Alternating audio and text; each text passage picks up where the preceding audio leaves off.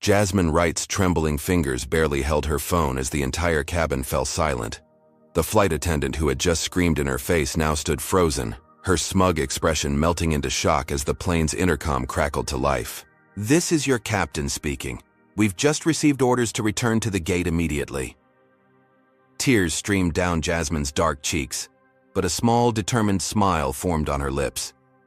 What had begun as a dream trip to visit Stanford University had just become a national incident that would change airline policy forever. How could one 17-year-old girl bring an entire commercial flight to a standstill?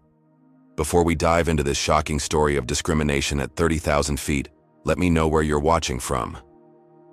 If you believe in justice for all and standing up against discrimination, hit that like button and subscribe for more powerful stories of courage in the face of prejudice. Your support helps us share these important messages with the world. Jasmine Wright had always been exceptional. Growing up in South Chicago's rougher neighborhoods hadn't dimmed her brilliance or determination. At 17, her bedroom walls were plastered with medical diagrams and neuroscience articles instead of pop stars. Her dream of becoming a neurosurgeon wasn't just a childhood fantasy, but a meticulously planned future with color-coded study schedules and volunteer hours at the local hospital. When the envelope from the Preston Foundation's elite university tour program arrived, Jasmine stared at it for 20 minutes before finding the courage to open it. Only 50 students nationwide received this prestigious scholarship each year. The program flew promising low-income students to visit America's top universities, all expenses paid. Stanford University topped Jasmine's list, and now she would actually walk its hallowed grounds. "Baby girl, I always knew you'd make it," her grandmother Eloise exclaimed, her weathered hands framing Jasmine's face. "Your grandfather would have been so proud to see this day." The elderly woman's eyes shimmered with unshed tears. Kiana Wright worked double shifts as a hospital administrator and weekend receptionist at a law firm to keep the lights on. When Jasmine shared the news, her mother collapsed into the worn kitchen chair. "Thank God someone sees what I've always known about you," she whispered. "You're meant for greatness." The night before departure, Jasmine couldn't sleep. Her carefully packed suitcase stood by the door, containing her prized possession, a crimson Stanford sweatshirt purchased from a thrift store years ago. Some nights, she'd worn it while studying, as if its very fabric contained the essence of her dreams. At O'Hare International Airport, Kiana hugged her daughter fiercely. "Remember, you belong in any room you enter. Don't let anyone make you think otherwise." The first hint of trouble came at security. While white passengers moved swiftly through the line, the TSA agent waved Jasmine aside. "Random additional screening," he muttered without making eye contact. She endured the extra pat-down and bag search, keeping her expression neutral despite the humiliation burning in her chest. "Jasmine, is that you?" A blonde girl bounced toward her, bypassing security with barely a glance from the agents. Tessa Morgan attended a private school across town and had also been selected for the university tour. They'd met briefly at the EZI orientation meeting. "Isn't this exciting? First class and everything." Jasmine nodded, forcing a smile while gathering her belongings. She noticed how nobody had randomly selected Tessa for additional screening. Boarding the plane felt surreal. Jasmine had never flown before, and her scholarship package included a first-class ticket. She found her seat, 3A, a window position with generous legroom. As she settled in, she felt eyes on her. A senior flight attendant with a nameplate reading, Veronica Harlow, paused mid-stride, her gaze flickering between Jasmine and the first-class seat. "Boarding pass?" Veronica's tone suggested Jasmine had wandered into the wrong section. Jasmine produced the document from her meticulously organized travel folder. Veronica examined it longer than necessary, lips pursed. "First time in first class?" The question carried an unmistakable edge. "First time flying," Jasmine answered honestly. Something like satisfaction flashed across Veronica's face. "Well, try not to touch too many things." Before Jasmine could respond, another flight attendant approached. His nameplate read Miguel Ramirez, and his smile seemed genuine. "Welcome aboard. First flight ever? That's exciting," he said warmly. "I'll make sure you have everything you need." We're honored to have a future Stanford student with us today. He nodded approvingly at her sweatshirt. The momentary relief Jasmine felt disappeared when Veronica returned with water for pre-flight service.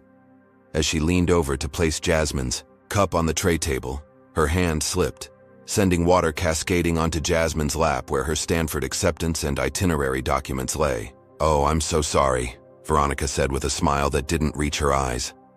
"First-time flyers make me nervous." Jasmine scrambled to save her damp papers, her dream trip already turning into something entirely different than she had imagined. As passengers continued boarding, Veronica made 3 separate passes by Jasmine's seat, each time checking her boarding pass with thinly veiled skepticism. "Just making sure you're in the right place," she'd say loud enough for nearby passengers to hear. Jasmine sat rigidly, her grandmother's words echoing in her mind. "Never let them see you sweat." Tessa settled into her seat across the aisle, oblivious to the tension. "I can't believe we'll be at Stanford in a few hours. My dad says their bioengineering program is impossible to get into, but I think I have a shot," she continued, chattering about her family's connections while scrolling through social media. Jasmine nodded politely, trying to focus on the positive. The plane was preparing for takeoff, and despite Veronica's hostility, she was actually flying for the first time.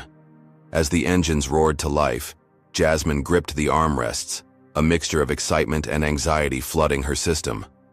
Once they reached cruising altitude, the beverage service began.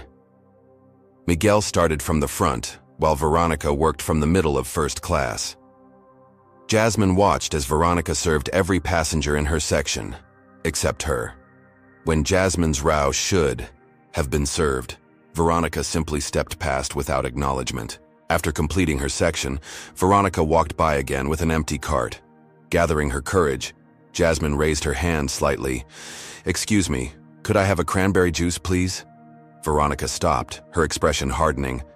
"I must have missed you," she said, not bothering to sound sincere.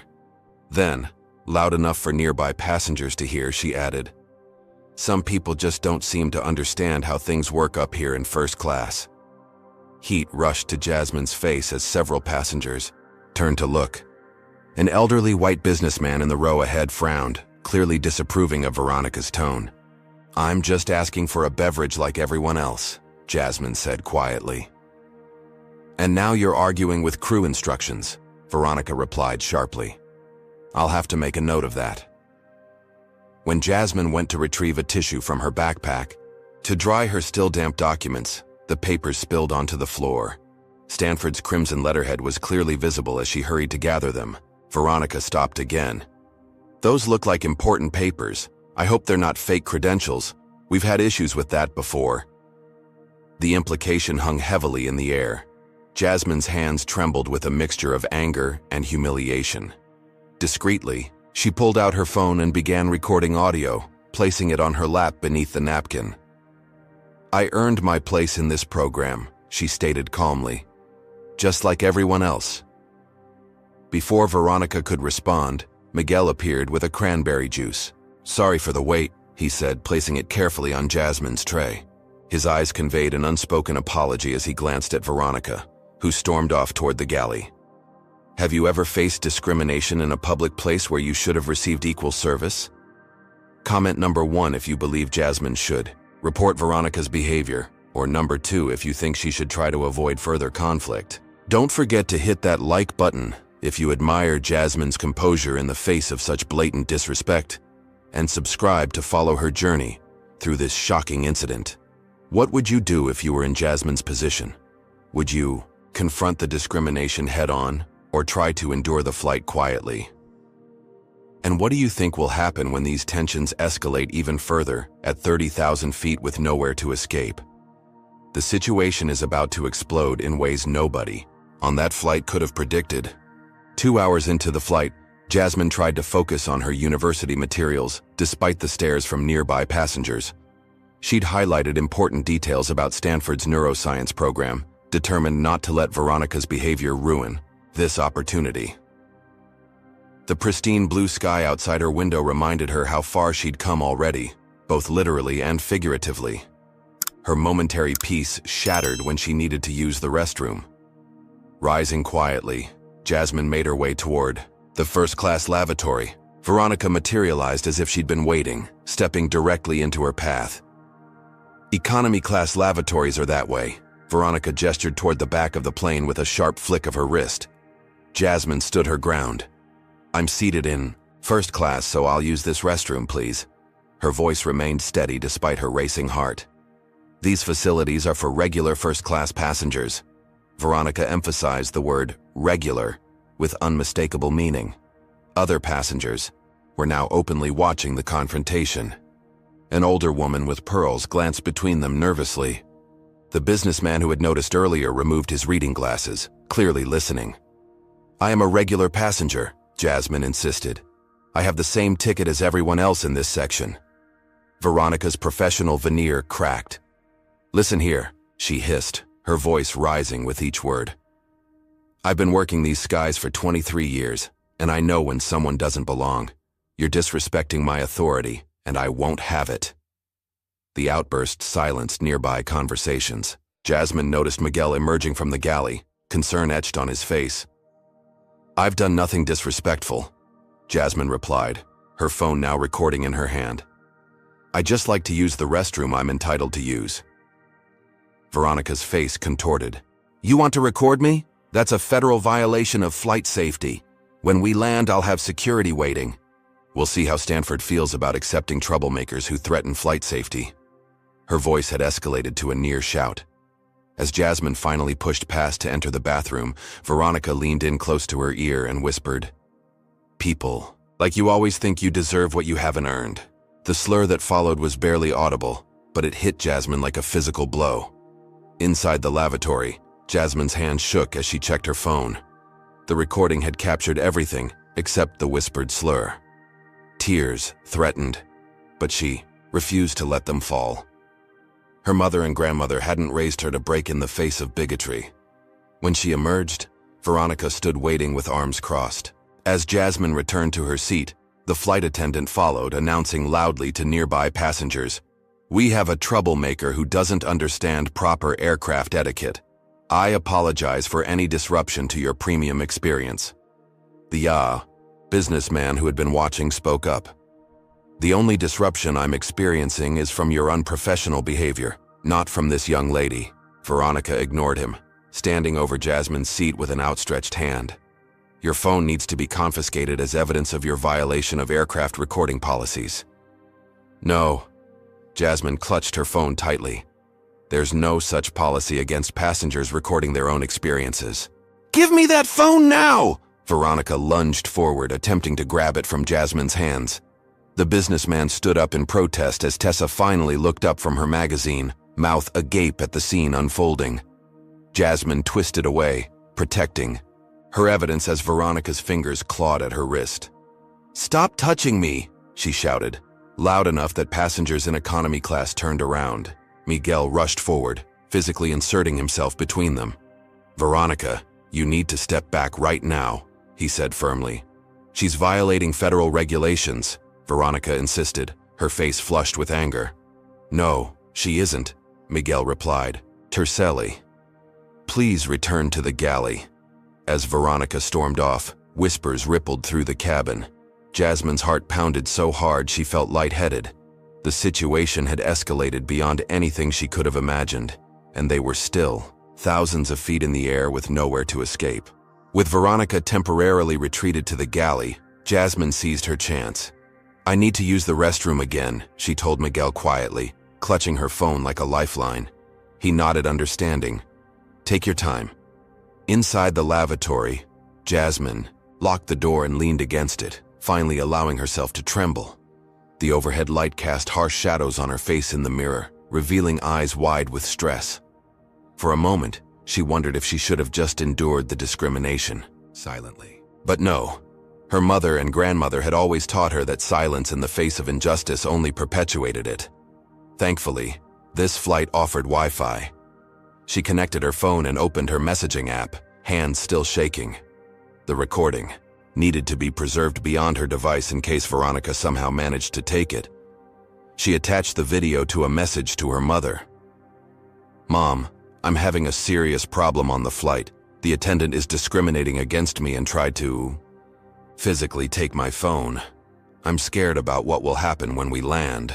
She threatened to have security waiting for me. Please watch this and call Mr. Patterson right away." James Patterson was the civil rights attorney at the law firm where Kiana worked weekends.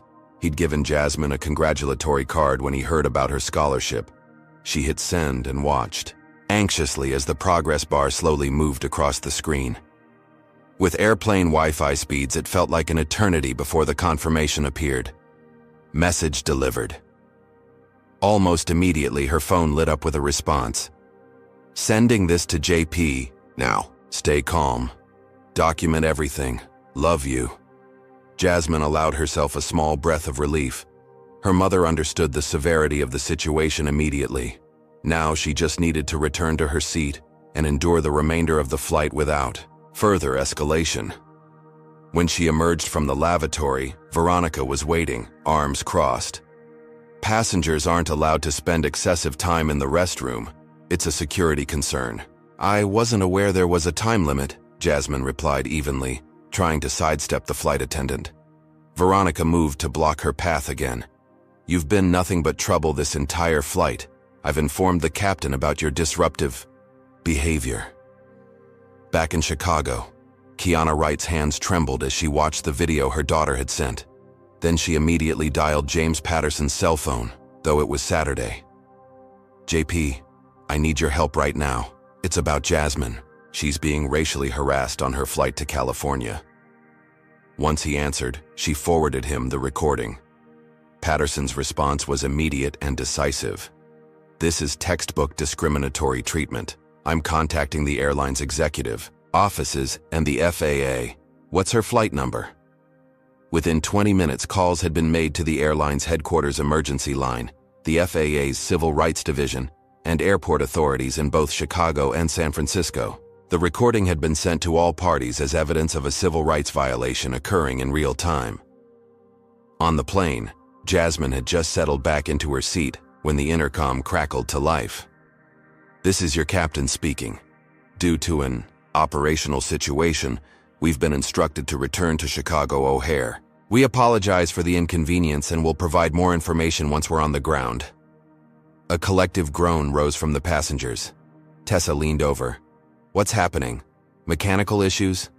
Jasmine simply shook her head, unsure herself. What exactly her mother and Mr. Patterson had set in motion. The plane banked in a wide arc, officially beginning its return journey. In the galley, Veronica received a call on the crew phone. Her confident expression faltered as she listened. When she hung up, her face had drained of color. She whispered urgently to the other flight attendants, who glanced toward Jasmine with startled expressions. Miguel approached Jasmine's seat. "Are you okay?" he asked quietly. "I will be," she answered, the weight of uncertainty still heavy on her shoulders. The pilot's voice came through again, this time on the crew channel that passengers couldn't hear. "Veronica Harlow, please report to the cockpit immediately." Veronica strode down the aisle with forced composure, but Jasmine noticed a slight tremor in her hands. When the flight attendant passed her seat, the look she gave Jasmine contained something new. Fear. "The plane is turning around because of you, isn't it?" Tessa whispered, finally grasping the situation. Jasmine watched the clouds outside her window. "Not because of me," she corrected, "because of what was done to me." As the plane descended toward Chicago, Jasmine's single call for help had set in motion events that would ultimately affect not just this flight, but airline policy nationwide. The small act of resistance, refusing to accept discrimination and documenting it, was about to create ripples none of them could yet imagine. The plane touched down at O'Hare with a jolt that matched the tension inside the cabin. Passengers murmured in confusion, checking watches and phones, calculating missed connections and ruined plans. Jasmine sat perfectly still, her stomach knotted, with uncertainty. What would happen now? "Ladies and gentlemen," the captain's voice sounded strained over the intercom. "Please remain seated with your seatbelts fastened. We've been instructed to taxi directly to gate C-17 where ground personnel will provide further information." Tessa leaned across the aisle. "Seriously, what's going on?" Did you actually get them to turn the plane around? Before Jasmine could respond, Miguel approached. Miss Wright, I want you to know that I've documented everything I witnessed, he whispered. Whatever happens next, you're not alone. The plane docked at the gate with a subtle bump. Through the window, Jasmine could see an unusual gathering. On the jetway, airline representatives in suits, airport security, and unmistakably 2 police officers. This is because of you, isn't it? A businessman behind her asked, not unkindly. I saw how that flight attendant treated you, completely unprofessional. The cabin door opened. First to board was a woman in an airline executive uniform, followed by the police officers. The hushed cabin watched as they conferred briefly with the captain. Ladies and gentlemen, the executive announced, we sincerely apologize for this disruption. We've received a serious complaint regarding an incident on this flight, and we need to investigate before proceeding. This will require statements from certain individuals. Veronica emerged from the galley, chin high but complexion ashen. She clearly expected the officers to approach Jasmine. When they turned toward her instead, confusion flickered across her face. Ms. Harlow, we need you to deplane immediately for questioning, one officer stated. There must be some mistake, Veronica protested. That girl was the disruptive passenger. She violated federal regulations by recording. Ma'am, the second officer interrupted firmly. We have received multiple complaints, including video evidence. Please come with us without further disruption. The cabin erupted in hushed conversations. Jasmine felt dozens of eyes on her as tears welled up. Whether from relief or lingering fear, she couldn't tell. The airline executive approached next. Miss Wright, I'm Catherine Blackwell, Vice President of Customer Experience. On behalf of Trans-American Airlines, I want to personally apologize for your experience today.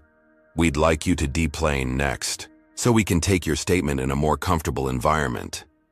As Jasmine gathered her belongings, several first-class passengers spoke up. That attendant was targeting her from the moment she sat down, the elderly businessman stated firmly.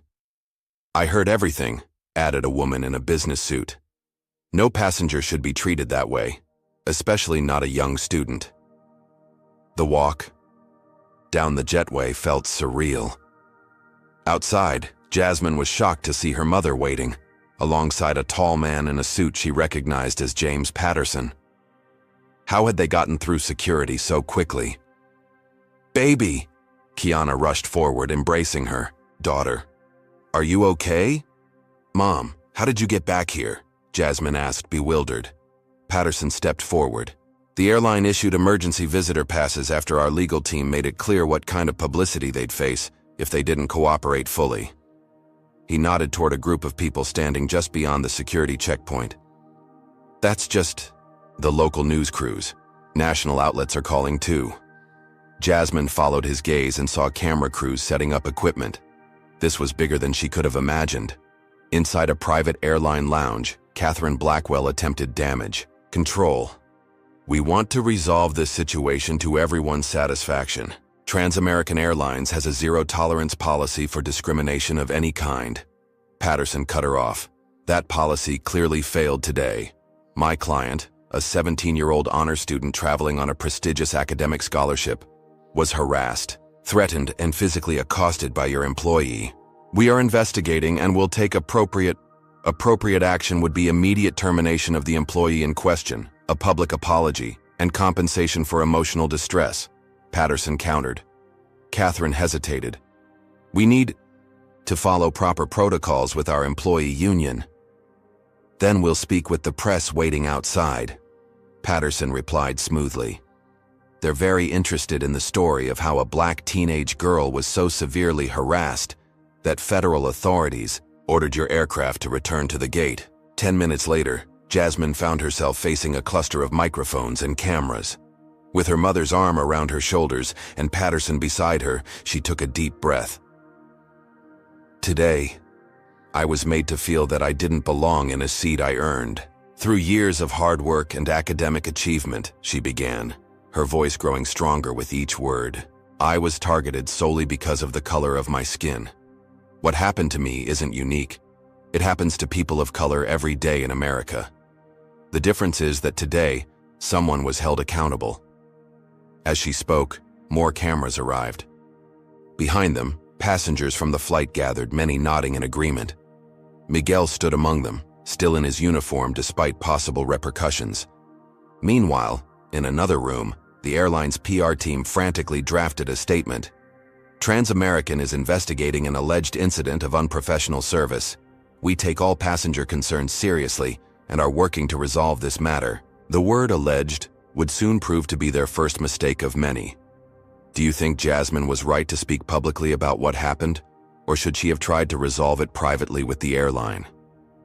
Comment number 1 if you believe speaking out was the right move, or number 2 if you think a quieter approach might have been better. Hit that like button if you're impressed by Jasmine's courage in standing up against discrimination, and subscribe to see how this young woman's brave stand continues to unfold. What would you have done in Jasmine's position? And how do you think the airline will respond now that this incident is becoming public? The battle is far from over, and powerful forces are about to mobilize against this young woman who dared to challenge systemic discrimination. Will she be able to withstand what comes next? Jasmine Wright became a household name overnight. By Sunday morning, the hashtag #ChaucherJasmineDeservesBetter was trending nationwide. Her video had been viewed millions of times, with celebrities and civil rights leaders sharing it alongside personal statements of support. The clip showing Veronica attempting to grab Jasmine's phone was particularly damaging. Media outlets played it on loop, often followed by Jasmine's poised statement at the airport. Her composed eloquence made her an instantly sympathetic figure to many. "This young woman represents the best of America," declared a prominent civil rights leader on a Sunday morning talk show. Brilliant, determined, and unwilling to accept discrimination quietly. But as Jasmine and her mother discovered, viral fame was a double-edged sword. "Breaking news in the airline discrimination case," announced a conservative news anchor. Sources close to Transamerican Airlines suggest the so-called victim may have orchestrated the entire incident for attention. Was this a calculated move by an entitled teen looking for social media fame? In their small apartment, Jasmine watched in disbelief as the anchor questioned her character. "But they have the video," she protested. "Everyone can see what really happened." Kiana turned off the television. "Some people will always twist the truth to fit their narrative. We knew this wouldn't be easy." Patterson called with updates. Transamerican CEO just issued a statement. "It's careful corporate speak. We are taking this matter seriously and conducting a thorough investigation. While we cannot comment on specific personnel matters, Transamerican Airlines has always prided itself on creating an inclusive environment for all passengers." "That doesn't sound like an apology," Jasmine noted. "It's not," Patterson confirmed. "They're playing for time, hoping this blows over." It wouldn't blow over. By Monday morning, protesters gathered outside Transamerican's headquarters in Dallas. Online, the airline's social media accounts were flooded with angry comments and boycott threats. Then came the first serious pushback. The flight attendants union released a statement defending Veronica without naming her. "Our member has served faithfully for over 20 years with a spotless record. We stand by all aviation professionals who maintain order and safety aboard aircraft, often in challenging circumstances. We urge the public to reserve judgment until all facts are known." Jasmine's phone pinged with a notification from the Preston Foundation, which had awarded her the University Tour Scholarship. "In light of recent events and the associated publicity, we need to discuss your continued participation in the program. Please call at your earliest convenience." Her heart sank. "Mom, they might take away my scholarship." Kiana's expression hardened. "Over my dead body. Call Patterson right now." At school the next day, Jasmine felt the weight of sudden notoriety. Some teachers expressed quiet support with encouraging smiles or gentle squeezes of her shoulder. Others seemed coldly distant, as if her stand against discrimination was itself disruptive. "My dad says you should have just followed the flight attendant's instructions," one classmate told her in the hallway. "He's a pilot and says passengers who don't listen make flying dangerous for everyone." "But I didn't break any rules," Jasmine protested. "Whatever. The girl shrugged. He says people are always playing the race card. Jasmine retreated to the library for lunch, unable to face the cafeteria's whispers and stares. She opened her laptop to work on homework and flinched at what she found online. Anonymous accounts were sharing edited clips of her airport statement, manipulated to make her sound arrogant and entitled. Comment sections overflowed with vitriol, another professional victim looking for a payday, and what really happened is this girl didn't belong in first class and couldn't handle being called out. Worse were the messages trying to expose personal details about her family. Mother works 2 jobs, probably can't even afford rent in Chicago. Where'd they get Stanford sweatshirt money? That evening, a local news van parked outside their apartment building. Neighbors complained to the landlord about the disruption, some pointedly asking how long the situation would continue. The Preston Foundation called again. While we applaud standing up for one's rights, the program aims to provide opportunities, not generate controversy. Several university admissions officers have expressed concerns about your ability to represent the foundation appropriately. When she hung up, Jasmine found her grandmother sitting at the kitchen table, looking pale. "Grandma, are you okay?" she asked, alarmed. "Just a little chest pain," Eloise admitted. "All this stress isn't good for my heart. These news vans outside, people calling the house, saying terrible things." That night, Jasmine overheard her mother on the phone with Patterson. "They're trying to wear us down," Kiana said quietly. "My coworkers are divided. Some support us completely, others think I'm causing problems for the firm. And now Mom's health." Patterson's response was grave. "Their legal team contacted me today. They're filing a motion to suppress the full video, claiming it violates aviation privacy laws. And they're suggesting they might pursue a countersuit for defamation and business interference if we don't settle quickly with an NDA. Can they do that?" "They can try," Patterson replied. "They have deep pockets and an incentive to make this disappear. But I'm taking your case pro bono and I'm bringing in colleagues who specialize in civil rights litigation. This is bigger than one flight attendant or even one airline." When Jasmine went to bed that night, her phone buzzed with a text from a Stanford admissions officer. "Stay strong. We see you. This changes nothing about your academic potential." It was a small victory in what was rapidly becoming a much larger battle than she'd ever anticipated. 6 days after the flight incident, Trans-American Airlines CEO Richard Whitfield appeared on a business news program. Impeccably dressed in a navy suit with the airline's pin on his lapel, he projected calm authority. "While we take all passenger complaints seriously," he stated, looking directly into the camera, "we must also consider the safety of all our customers and the challenging environments our crew members navigate daily." The interviewer leaned forward. "Are you suggesting Jasmine Wright posed a safety threat?" "What I'm saying is that maintaining order at 30,000 feet is critical. Our preliminary investigation indicates this was a case of a disruptive passenger who refused to comply with crew member instructions, then selectively edited footage to create a false narrative." Kiana threw a cushion at the television. "He's lying. They have the complete video." Patterson called immediately. "Don't worry. This desperate move only helps our case. They're trying to control the narrative because they're scared." But the CEO's interview marked a turning point. Tabloid websites suddenly featured stories with headlines like, "Jasmine Wright, honor student or troublemaker. Sources reveal previous school incidents." The incident they'd uncovered was from Jasmine's freshman year, when she'd challenged a teacher who suggested that certain communities didn't value education after several students performed poorly on a test. Jasmine had been sent to the principal's office for disrupting class, but was later vindicated when other students confirmed the teacher's inappropriate remarks. Now this minor event was being twisted into evidence of a pattern of confrontational behavior. The pressure intensified at home. Reporters camped outside their apartment building around the clock. Neighbors left anonymous notes complaining about the disruption.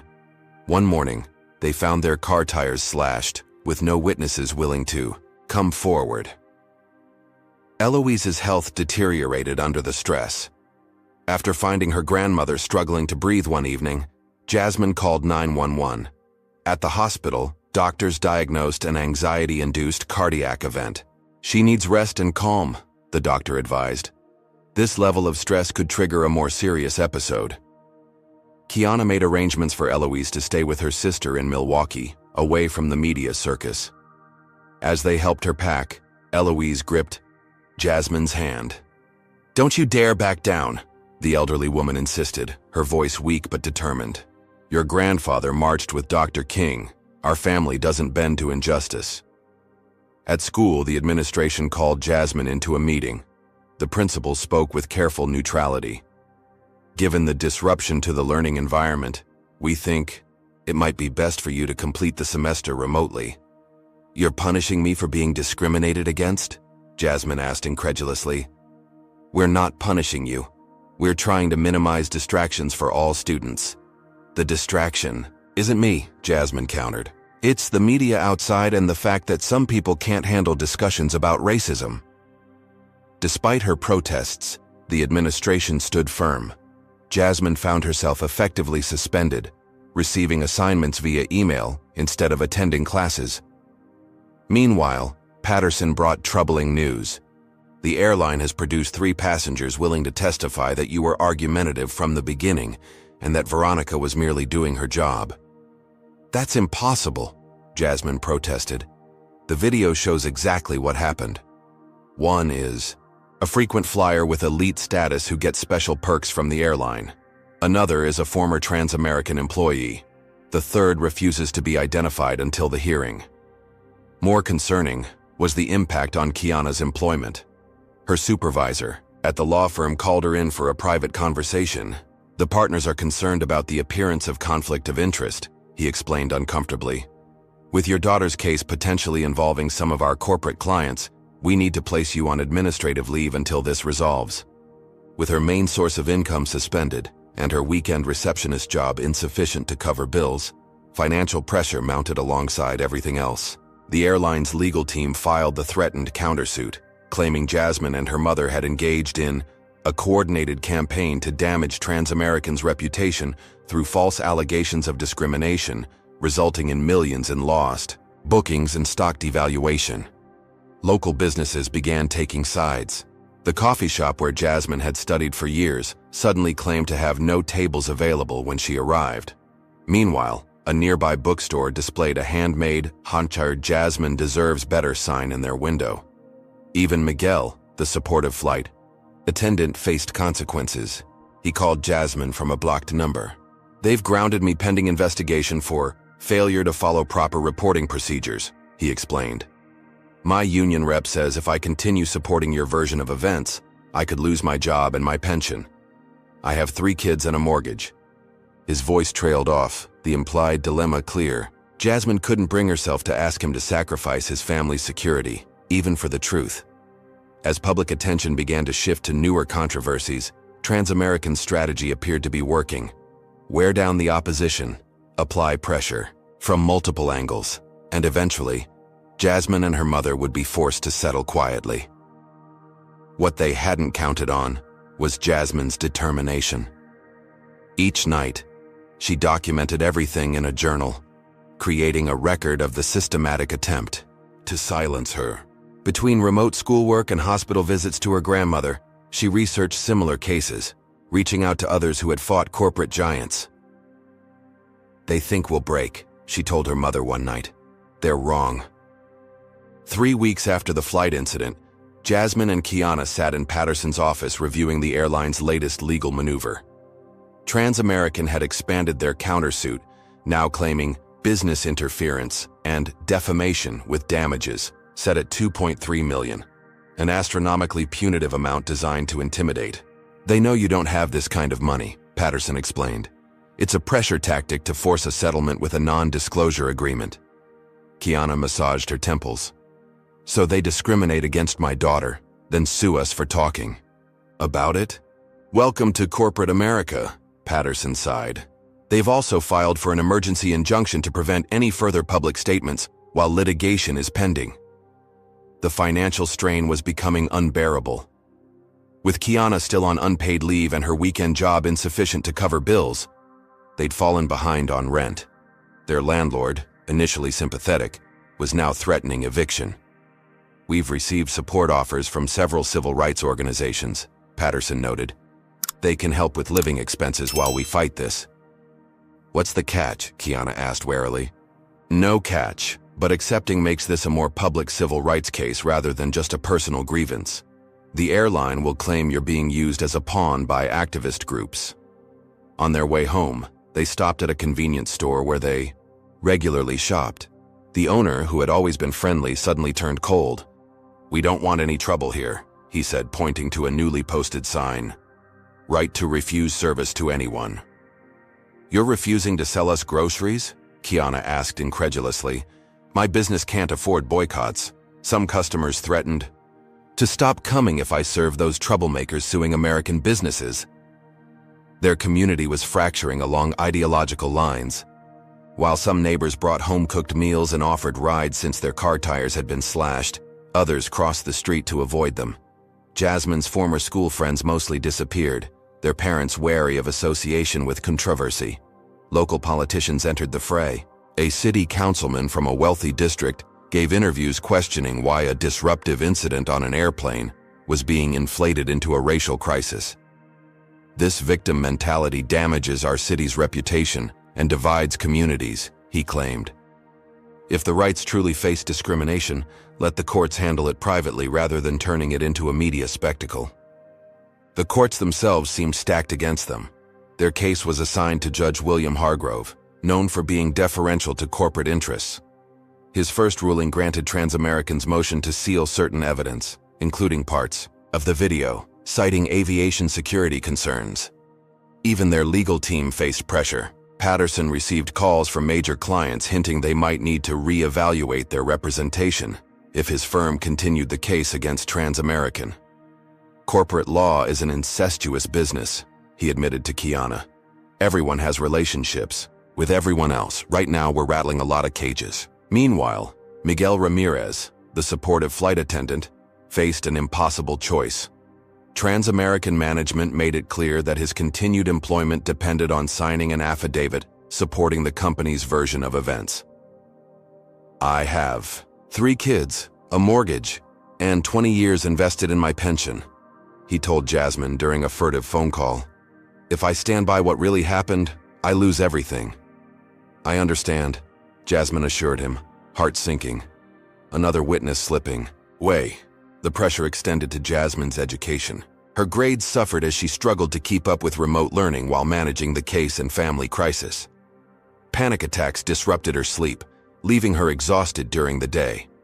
The Preston Foundation officially suspended her participation in the university tour program, citing behavioral concerns based on the airline's accusations. Just when things seemed darkest, a single email arrived from Stanford University. An admissions officer wrote, "While we cannot comment on ongoing legal matters, Stanford values students who demonstrate moral courage and a commitment to truth. Your academic record speaks for itself, and recent events have only highlighted character qualities we seek in future leaders. Your place in the admissions process remains secure." This small vote of confidence provided a desperately needed boost. That same day, 3 major civil rights organizations announced a joint legal defense fund for the Wright family, with prominent attorneys volunteering to join Patterson's team pro bono. Transamerican Airlines responded by escalating further. Their private investigators began following Jasmine and Kiana, photographing them in public and interviewing acquaintances about their personal lives. "They're looking for anything to discredit you," Patterson warned. "An angry outburst in public, an old social media post, past mistakes, anything to shift the narrative from discrimination to your character." The strategy became clear when a conservative blog published photos of Jasmine at a school dance the previous year, wearing an expensive-looking dress.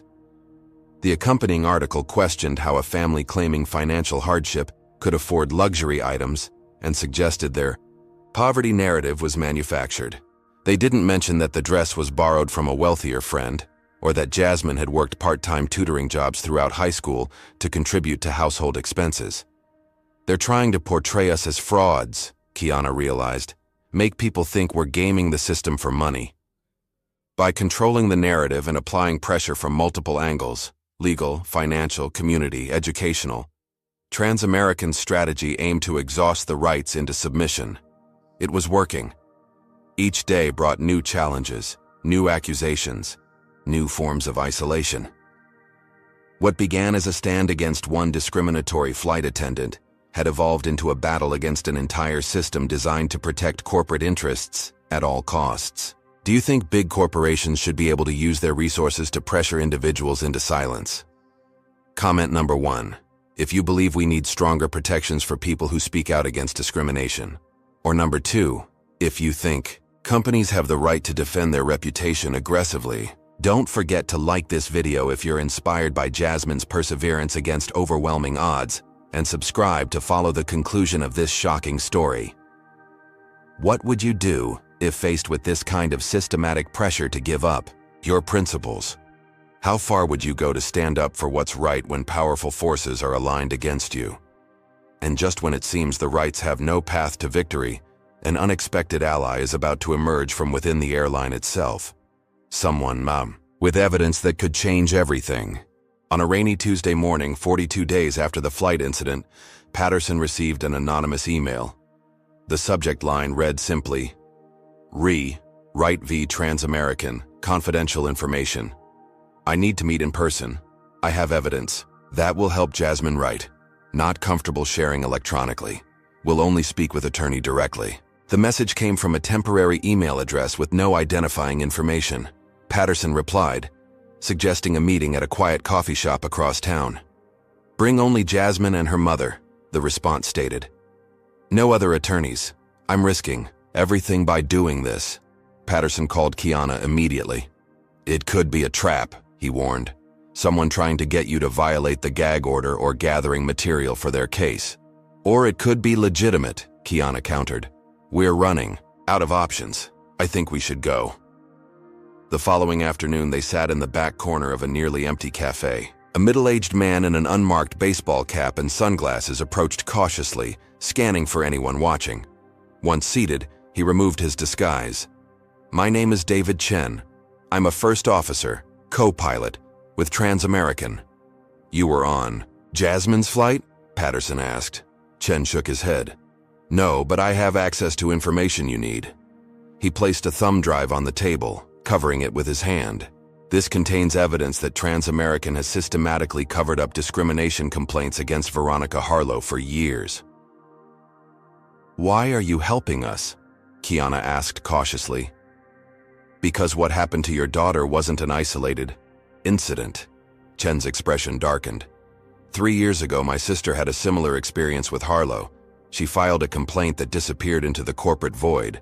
When I investigated internally, I discovered dozens of complaints against this same flight attendant, all from passengers of color, all buried by management. He pushed the thumb drive across the table. This includes cockpit voice recordings where Harlow made racist comments to crew members, internal emails discussing passenger complaints, and spreadsheets tracking incident reports by passenger demographics, data. They're deliberately hiding from your legal team. This could be career suicide for you, Patterson observed. Chen nodded grimly. 24 years with the airline. Pension, healthcare, everything gone if they identify me as the leak. He looked directly at Jasmine. But my teenage niece asked. Be something I couldn't answer. Uncle David, if you know something wrong is happening and you do nothing, aren't you part of the problem? Patterson examined the drive without connecting it. Why didn't you come forward sooner? I needed time to gather everything safely. They've been scrubbing records since your case went public, deleting emails, modifying complaint logs. I had to access archived backups, which required careful timing to avoid detection. He slid a paper across the table. This is the most damning evidence. 3 months ago, Harlow was actually terminated by HR after accumulating too many verified complaints. Then a VP overruled the decision because her husband is a major shareholder. They not only reinstated her, but promoted her to senior cabin crew and assigned her exclusively to premium routes. The documents revealed a shocking pattern. Veronica Harlow had been the subject of 73 passenger complaints over 5 years, with 68 coming from passengers of color. Responses to white passengers' complaints were prompt and apologetic, while identical complaints from minority passengers were classified as passenger misunderstanding or unsubstantiated perception issues. Most disturbing was an internal email from a mid-level manager to human resources. While VH's customer approach may be problematic with certain demographics, her strict adherence to company policies maintains our premium cabin standards.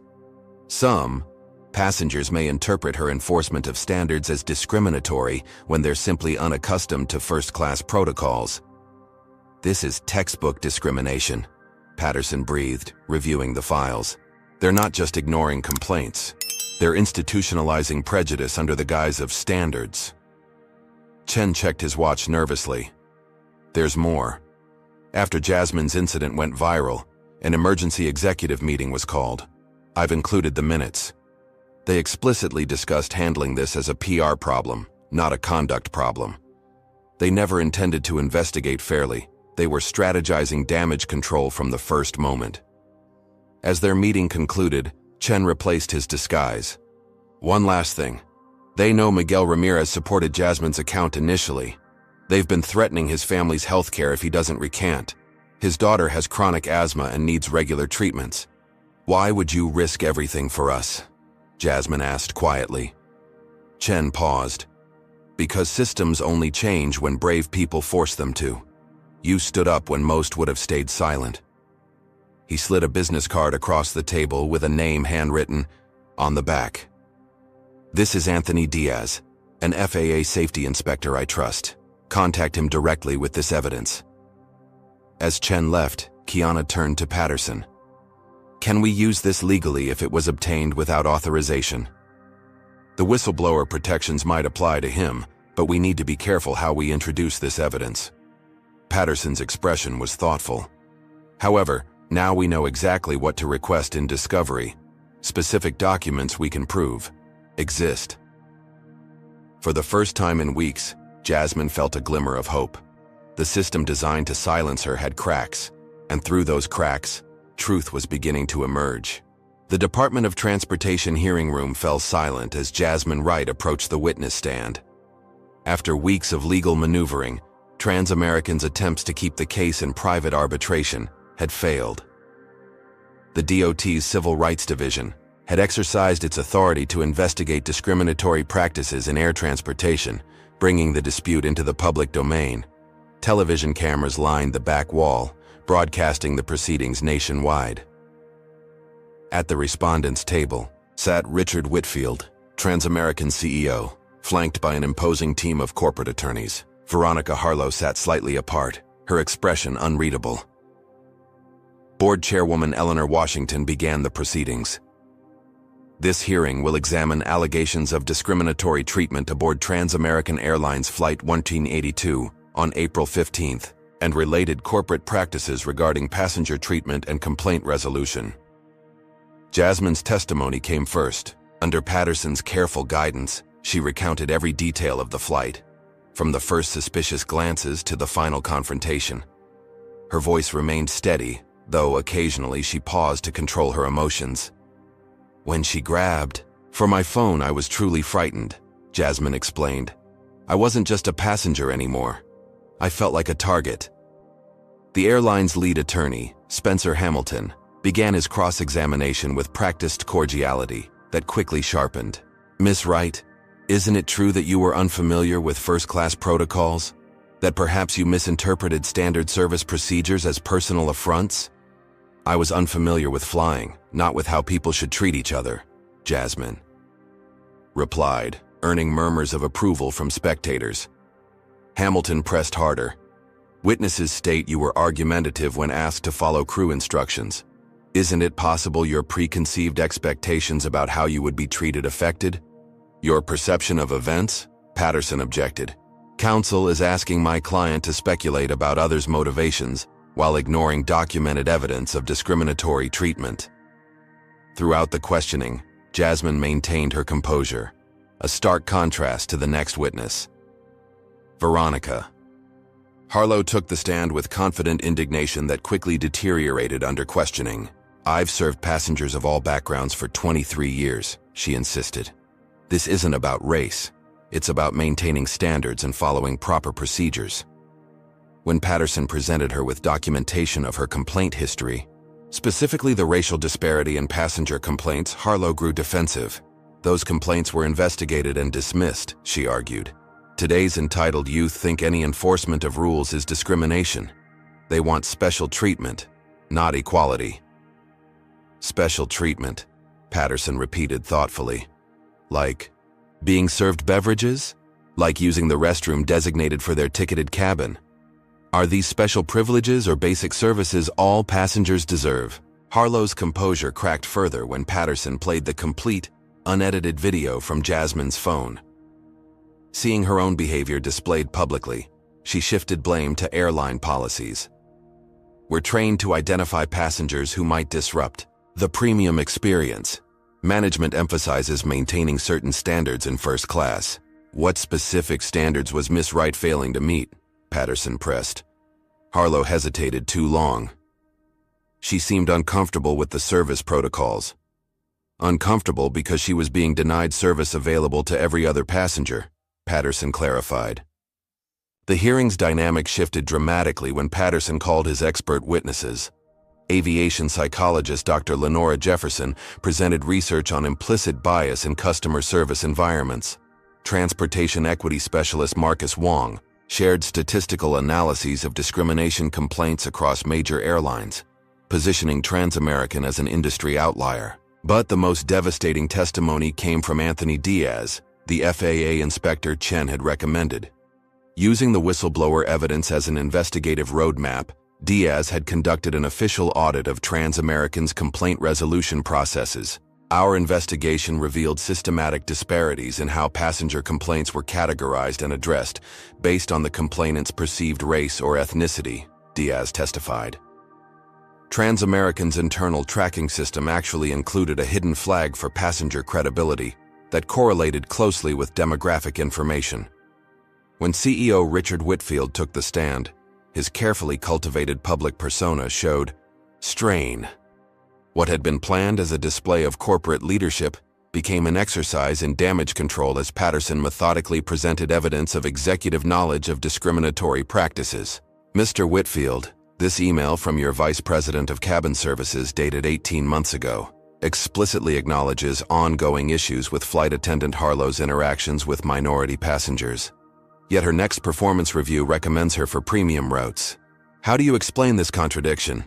Whitfield's response was corporate doublespeak. Without full context, isolated communications can be misinterpreted. Our commitment to inclusive service is outlined in our mission statement and training materials. I'm not asking about mission statements, Patterson countered. I'm asking why an employee with documented discrimination complaints was promoted rather than disciplined. Outside the hearing room, public sentiment was shifting. Protesters gathered daily outside Transamerican headquarters. The company's stock dropped 15% as investors worried about potential doughty fines and damage to the brand. Industry publications ran features questioning whether the case revealed broader problems across commercial aviation. Inside the Wright household, however, the stress remained crushing. Kiana had been forced to take a predatory high-interest loan to avoid eviction. Eloise remained in Milwaukee, her health too fragile to withstand the ongoing pressure. And Jasmine, despite her public composure, suffered nightmares and anxiety attacks that left her exhausted. Is it worth it? She asked her mother late one night. All this pain just because one flight attendant couldn't see me as a person? Kiana embraced her daughter. It stopped being about one flight or one person long ago. It's about changing a system that enables discrimination, then punishes those who speak up. As the hearing's final day approached, Jasmine noticed transportation. Officials conferring with Patterson more frequently. Something was happening behind the scenes, negotiations or new developments she wasn't privy to. The board members were deeply affected by your testimony, Patterson explained after one such meeting. Particularly Chairwoman Washington. She's requesting internal communications from Transamerican that they've been fighting to withhold. What none of them knew was that in a private executive suite across town, Richard Whitfield was issuing an ultimatum to Kiana's lawyer. Tell your clients to accept our settlement offer by tomorrow morning, or I'll personally ensure they regret ever hearing the name Transamerican. We have resources they can't imagine. Financial ruin won't begin to describe what happens next. The threat would prove to be Whitfield's most catastrophic miscalculation in the entire ordeal. The settlement offer arrived via courier at 7 a.m., $2.5 million with a comprehensive non-disclosure agreement. The document spanned 47 pages of legal language, but its essence was simple: take the money and disappear. This is life-changing. Money, Kiana acknowledged, staring at the figure. After months of financial devastation, the amount represented salvation: debts paid, education secured, grandmother's medical care covered. Eloise, visiting briefly from Milwaukee, had a different perspective. Blood money, she declared, pushing the document away. They want to buy your silence and preserve their system. I don't know, Grandma, Jasmine said quietly. We've fought so hard, but look what it's cost us. Maybe we should consider it. Patterson outlined the reality. The NDA prohibits discussing not just the incident, but the airline's policies, practices, and the evidence we've uncovered. You would be legally barred from ever speaking publicly about discrimination in air travel. They're not just buying your silence about this incident. They're removing you as a voice for change permanently. The family debate continued throughout the day. By evening, they remained divided. Kiana, exhausted by financial pressure and workplace ostracism, leaned toward acceptance. Eloise remained firmly opposed. Jasmine, torn between practical relief and principled stand, couldn't decide. I need time to think, she finally said, retreating to her room. Alone, Jasmine reviewed everything they'd endured: the initial discrimination, the public attacks, the financial hardship, the isolation. The settlement would end their suffering, but leave the underlying problem intact for the next young person, who didn't belong in first class. Her phone buzzed with a message from an unknown number. Check your email. You need to see this before deciding. A friend. The email contained an audio file and brief message. Recorded yesterday in executive conference room. Multiple witnesses can verify authenticity. Jasmine pressed play and heard CEO Richard Whitfield's unmistakable voice. Once they signed the NDA, released the appreciation story about how we went above and beyond to resolve a misunderstanding. Marketing wants to spin this as our commitment to listening and improving. Legal says we can still pursue the defamation case against Patterson through backdoor channels without violating our agreement with the girl. Make sure the settlement language prevents her from assisting his defense. A second voice responded, and the policy review we announced publicly? A show for the Doughty, Whitfield replied dismissively. We'll convene a committee, issue a report, recommending minor adjustments, then quietly maintain appropriate cabin standards. Our premium passengers don't pay extra to have their experience compromised by social engineering. The recording continued with explicit discussion of using Jasmine's case to make an example of passengers who challenge crew authority, regardless of the circumstances. Jasmine's hands shook as she called Patterson, forwarding him the recording. After confirming its likely authenticity, he advised caution. This could be legally problematic as evidence, but it gives us insight into their true intentions. They have no plans to address the underlying discrimination. The settlement is purely about damage control. The next morning, Jasmine's decision was firm. No deal, she told her mother. They're not offering justice, just a bribe. Patterson arranged an exclusive interview with a respected national journalist. Without revealing the recording's contents directly, Jasmine explained her rejection of the settlement. Transamerican wants to treat this as an isolated incident rather than a symptom of systemic discrimination, she stated calmly. They're offering financial compensation while refusing to acknowledge the real issue. I can't accept money that allows this practice to continue unchallenged. She revealed the corporation's insistence on an extreme NDA. They don't just want me to stop talking about my experience. They want to prevent me from advocating for anyone facing similar discrimination. That's not justice. It's suppression. The interview went viral immediately. Jasmine Won't Be Silenced began trending nationwide. Civil rights organizations issued statements supporting her decision, and several corporate accountability groups announced investigations into Transamerican's practices. The airline's response was swift and harsh. Their PR team released a statement expressing disappointment that a generous good faith offer was rejected in favor of continued publicity seeking. More ominously, their legal department filed an emergency motion alleging Patterson had counseled his client to violate confidential settlement discussions. Behind the scenes, Whitfield made his most desperate move. A tabloid website suddenly published exclusive photos of Jasmine at a school dance, dancing closely with a classmate. The accompanying articles suggested she had a history of fabricating discrimination claims for attention, citing anonymous school sources. The smear attempt backfired spectacularly. Fellow students immediately recognized the photos as being from a supervised school function and came forward to dispute the anonymous claims. Several parents wrote open letters criticizing the exploitation of minors' images for corporate damage control. Meanwhile, the recording of Whitfield's private comments found its way to DOT investigators. Though inadmissible in court, it prompted expanded document requests that uncovered legitimate evidence of the same strategies discussed in the recording. Transamerican's board of directors called an emergency session. After 7 hours of closed-door discussion, they emerged with an announcement. Richard Whitfield had chosen to resign to pursue other opportunities. The company's general counsel and VP of cabin services were also transitioning away from the organization. The new acting CEO, Janet Murray, requested a meeting with the Wright family and their attorney. Unlike previous corporate representatives, she came without an entourage of lawyers. "I've reviewed this case thoroughly," Murray began.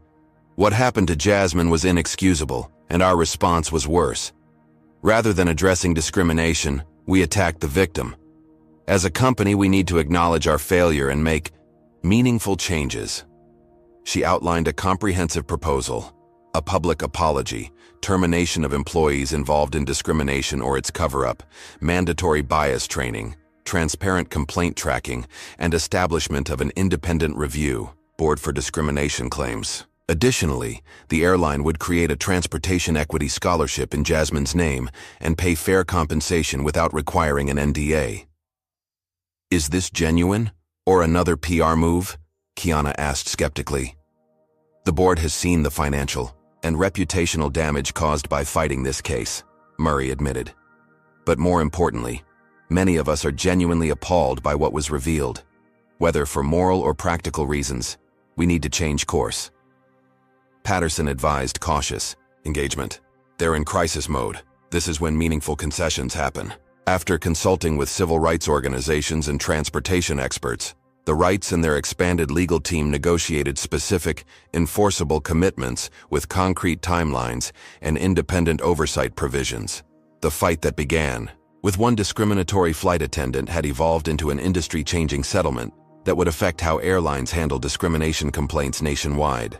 6 months after the flight incident, Jasmine Wright stood at a podium in Transamerican Airlines headquarters. Behind her, a diverse group of executives and industry representatives gathered for the official announcement of the Wright Standards for equitable air travel, a comprehensive set of policies and procedures designed to prevent discrimination and ensure fair treatment for all passengers. "What began as a traumatic personal experience has transformed into an opportunity for meaningful change," Jasmine stated, her voice confident. "These standards aren't just about preventing discrimination. They're about creating a culture where every passenger is treated with dignity, regardless of their background." The settlement had been finalized 3 weeks earlier, following Transamerican's dramatic leadership change. Beyond substantial financial compensation, the agreement included structural reforms that would transform how the airline handled discrimination complaints. An independent passenger advocacy office would review all discrimination claims, bypassing the internal filtering system that had buried complaints from minority passengers. Transparent reporting would require publishing aggregate data on passenger complaints, categorized by race, gender, and other protected characteristics.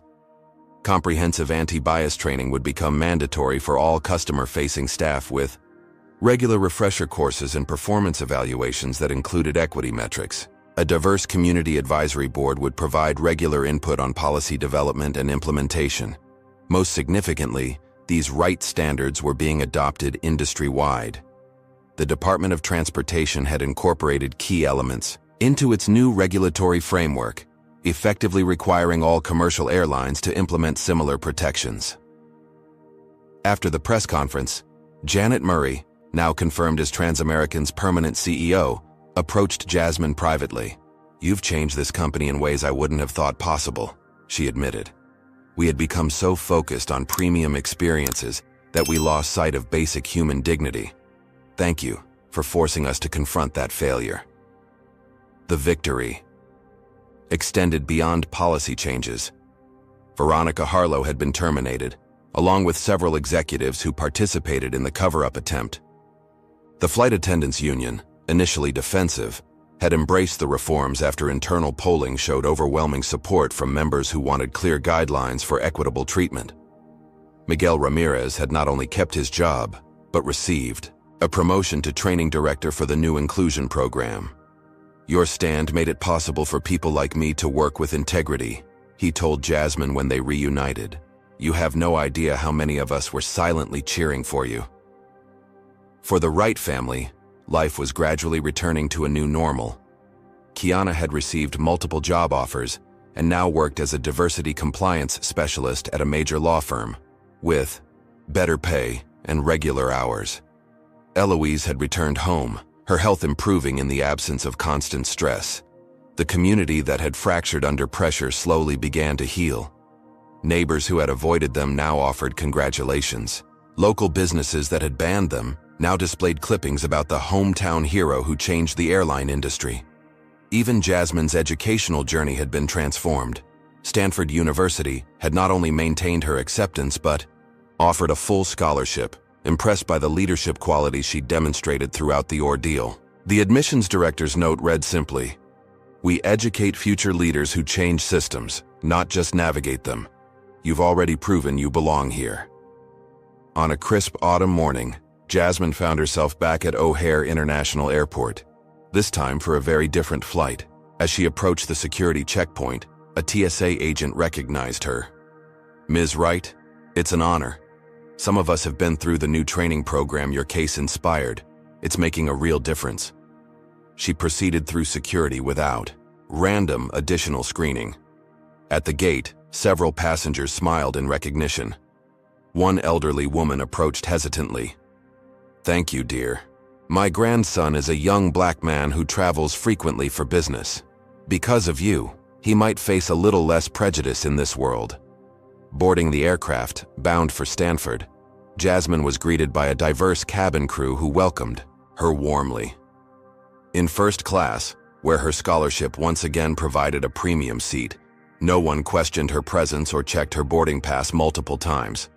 As the plane taxied for takeoff, Jasmine opened her journal, the same one where she had documented the discrimination and retaliation. On a fresh page, she began writing about transformation and the power of perseverance. What had begun as a nightmare had become a catalyst for change that would affect countless travelers she would never meet. The aircraft lifted smoothly into the sky. Jasmine gazed out the window at Chicago receding below, her reflection in the glass showing a young woman forever changed by standing firm against injustice. The costs had been enormous, but so was the impact. Her phone buzzed with a text from her mother. "Proud doesn't begin to cover it. You've changed history, baby girl. Now go change the future, too." As the plane climbed through the clouds, Jasmine Wright, student, activist, policy changer, smiled at the limitless horizon ahead. The flight attendant approached with pre-departure beverages, offering her first choice with a respectful smile. Such a simple courtesy, one now extended equally to all passengers because one 17-year-old had refused to accept anything less. The story of Jasmine Wright teaches us powerful lessons about courage, resilience, and systemic change. First, it shows that individual acts of resistance, however small they seem, can spark transformative movements. When Jasmine simply recorded her mistreatment rather than accepting it silently, she created accountability where none existed before. Second, this journey reveals how systems protect themselves. Transamerican didn't just defend one employee's actions. They mobilized their entire corporate machinery to silence the truth. They used legal intimidation, financial pressure, character assassination, and community division as weapons. This systematic response exposed how discrimination isn't just about individual bias, but institutional protection of that bias. Third, Jasmine's story demonstrates the true cost of standing for justice. The Wright family endured financial hardship, health challenges, social isolation, and constant stress. These sacrifices highlight why many discrimination victims remain silent. The system punishes those who speak out. Fourth, it illustrates the power of unexpected allies. From Miguel's small act of kindness to David Chen's whistleblowing, these individuals prove that conscience can triumph over self-interest. Change often depends on people within broken systems choosing integrity over comfort. Finally, and most importantly, Jasmine's perseverance shows that systems can change when enough pressure is applied. The right standards emerged not because an airline had an ethical epiphany, but because one teenager refused to accept that discrimination was the price of admission to opportunity. In our own lives, we may face moments where accepting injustice seems easier than challenging it. Jasmine's story reminds us that the path to systemic change is difficult but possible, and that courage, while costly, creates ripples that benefit countless others we may never meet. What moment in Jasmine's journey resonated most with you? Was it her initial stand on the plane, her refusal to accept the settlement money, or another moment entirely? Share your thoughts in the comments below, and tell us about a time when you witnessed or experienced discrimination and how it was handled. If this story moved you, please hit that like button and subscribe to our channel for more powerful narratives that expose social injustice and celebrate those brave enough to fight it. These stories matter now more than ever as our society continues to grapple with systemic discrimination. Have you ever had to make a difficult choice between speaking up or staying quiet when faced with injustice? Your experiences and insights could help others navigate similar situations. Please share them below. Thank you for joining us for Jasmine's powerful journey. May her courage inspire us all to recognize that small acts of resistance can create ripples of change that transform entire systems. Together, we can build a world where no one has to fight for the dignity and respect that should be everyone's birthright.